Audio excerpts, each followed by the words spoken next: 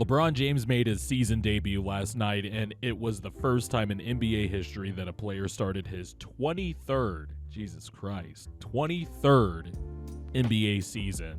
The Lakers played the Jazz last night, and it was a pretty interesting first half. The Jazz got out to a quick lead. The Jazz, by the way, doing a lot better than people expected. And the Jazz entered halftime with a 4-point lead after a 4-point play from Lauri Markkanen that was just insane. But it was the return of LeBron James and thus the reintegration of, one of the greatest players of all time coming into a team with Luka, Austin Reaves, and, basically, some parts from the team last year, but of course the new free agent additions of Jake LaRavia, DeAndre Ayton, Marcus Smart, and as expected, because LeBron is a basketball savant, he fit right in. I wouldn't say he was looking for his shot. It was more of that thing where, in the Lakers broadcast pointed it out last night, but they were all trying to be too unselfish, trying to get everybody involved, trying to make sure everybody felt comfortable with, LeBron coming back in. And then, in the second half, they just got down to business and whooped the Jazz's ass. And there was a lot of nice ball movement.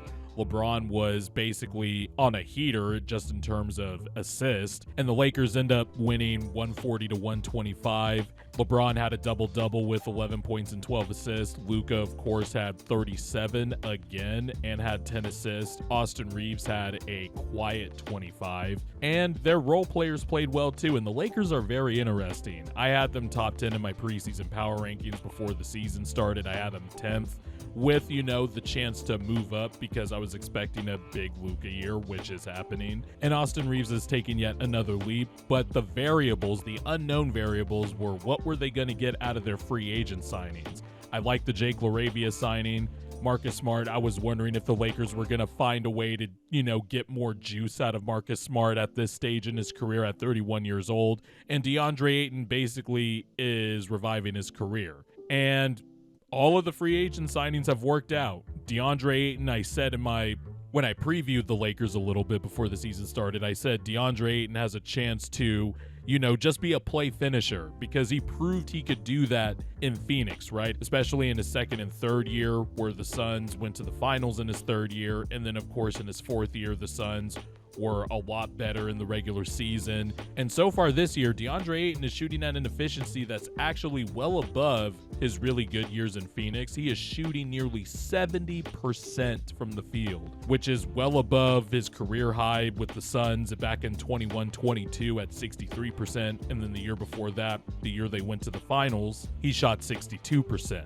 DeAndre Ayton last night had 18 and 14, was 7 of 11 from the field, and on all of his shot attempts, out of all of his shot attempts, I only counted one dribble. 80.7% of DeAndre Ayton's field goals this season have been assisted, which makes a lot of sense when you watch this team.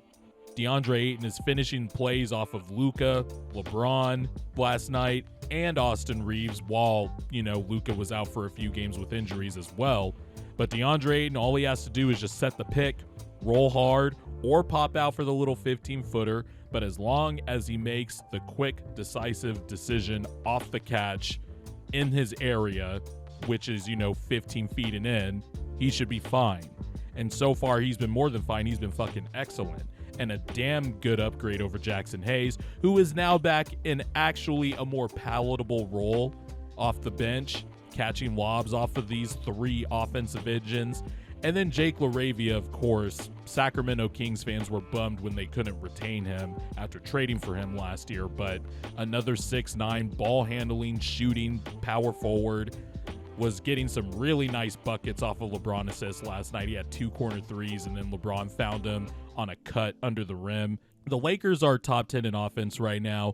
The defense was my main concern going into the season, and that's something they're going to have to figure out, but their free agent signings are working out. LeBron's back integrated in, and this Laker team is dangerous. They can have offense on the floor at all times just between LeBron and Luka. Now you add Austin Reaves and this new level he's at into the equation.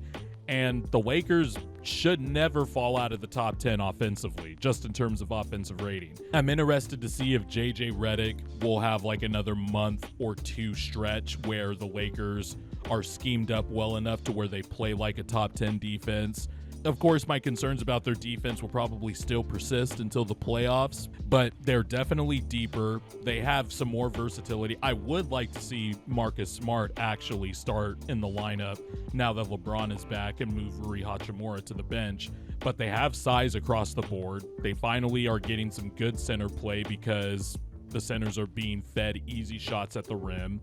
And of course, because you have three big-ass offensive engines, you're drawing a lot of fouls, and the Lakers are second in free throw rate right now, powered mostly by Luka, who is having an all-time season in terms of drawing fouls. Funny how that's not being mentioned, but if Shai Gilgeous-Alexander, Harden, or Embiid did that, everybody would be having a conniption, but that's neither here nor there. Austin Reaves, always been good at drawing fouls. LeBron James, not so much drawing as many fouls anymore, but the Lakers can always just generate an open three, a shot at the rim, or get to the free throw line. If you're talking about, basketball nerd analytics, that's the holy trinity right there, and I'm sure JJ Redick wants to do that. But then actually, when it gets down to it, and it's the end of the shot clock, Luka Doncic can get in the mid-range. Austin Reaves can get in the mid-range. They could get inside the paint in that floater area, and they could just make shit happen on their own. LeBron too, by the way. The sample size will even out a bit, but they're taking 35% of their shots in the mid-range, and they're shooting a ridiculous 54%.